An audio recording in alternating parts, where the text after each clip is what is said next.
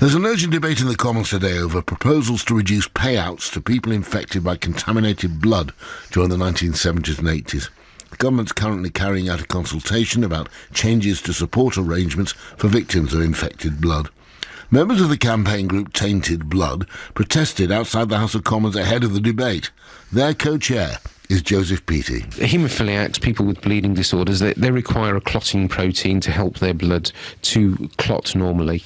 What we found is that this country didn't attain self-sufficiency of these blood products as they intended, as was announced, and as the World Health Organization said they should. So consequently, they had to import from America vast quantities. And America had very different ways of collecting their blood. It wasn't by donation. They paid donors, and this attracted Skid Row donors, prostitutes, drug users, and prison blood.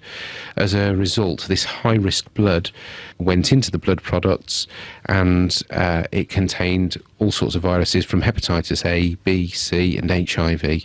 And as a consequence, you saw many, many thousands of people infected in this country with bleeding disorders. And a different story, there were blood transfusion victims as well in this country who received blood sourced from the UK. It carried a lower risk, but nonetheless, people were infected with hepatitis C or HIV also. So these are people generally who were already ill, were being given blood that was actually infected. Yeah, they were given blood products, which is kind of pooled blood products. Yeah, it made them very ill, and for many people, they lost their lives very early on. For those with HIV and co-infection, they were very lucky if they saw more than 2 or 3 years after infection. For myself, I was fortunate enough to battle on through the illnesses until 1996. And then I fell ill, and I've been reliant on home care and an electric wheelchair and so on ever since. Did the government not know what it was doing? I mean, why did they have to import the products? Why didn't they get enough blood products in this country properly? Well, there's some very good questions there, and what we've seen is that there's never been a public inquiry that the Westminster government have ever had to appear before. We've had a non-statutory inquiry with Lord Archer. Last year, Lord Penrose reported his public inquiry in Scotland, but the Department of Health have never had to appear and answer for their actions at any of these. It's unbelievable when you look at the fact that they didn't warn people of the risks. They certainly knew of them, and they could have taken other precautionary measures that would, if not have eliminated the disaster altogether, would have certainly reduced the loss of life and the impact for many. Now, eventually, I don't know how quickly, financial compensation was agreed for these families, yeah? The government have never used the term compensation, but there has been some various support packages that have been announced.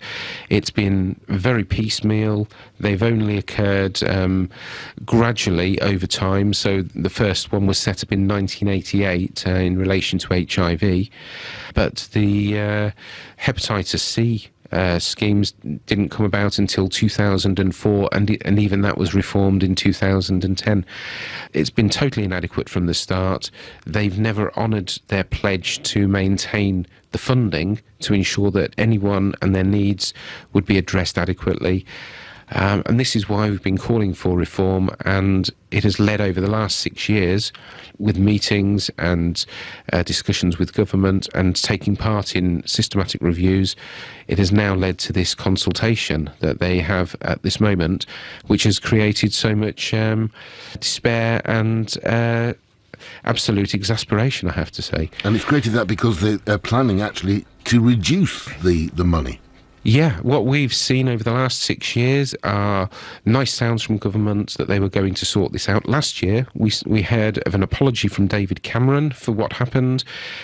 He pledged that we were a wealthy country, that they should do more, that they would do more, and if he was here as Prime Minister after the election, it would be done.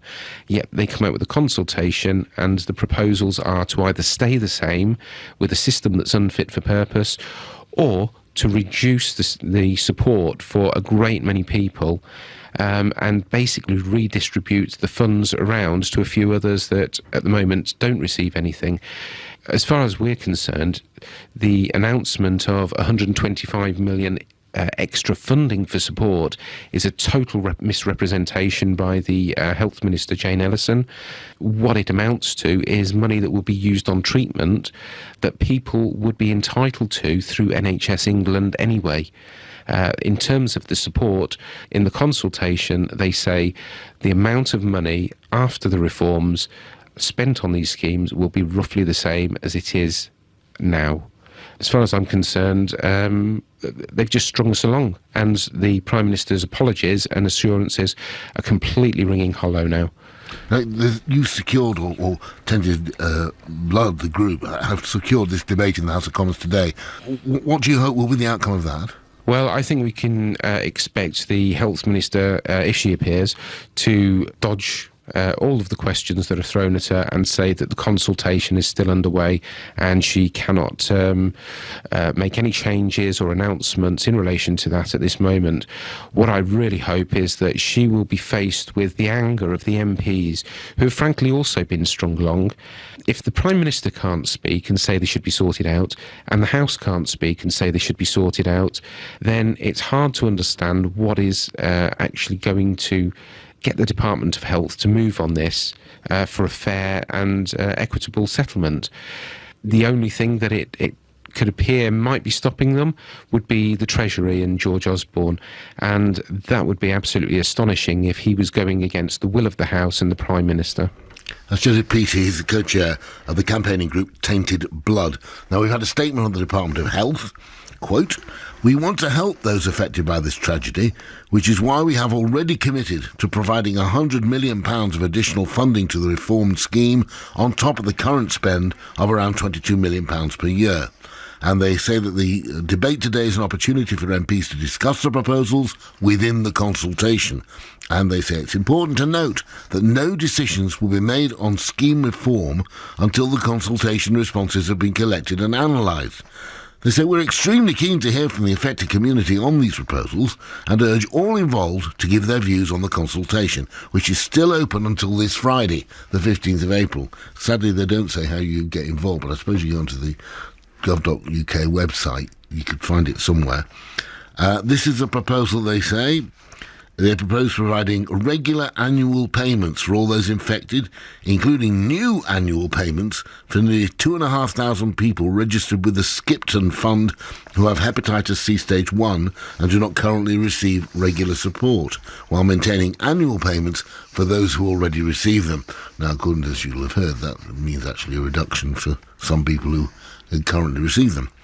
But as announced on the 21st of January 2016, the Department of Health has committed £100 million to the budget to provide additional funding. This is in addition to this current spend and the £25 million already announced in March 2015. I can confirm that the proposed new scheme will cost more than the current scheme. The budget allocation will more than double the department's annual spend on the scheme over the next 5 years. This is significantly more than any previous government has been able to provide for those affected by the tragedy.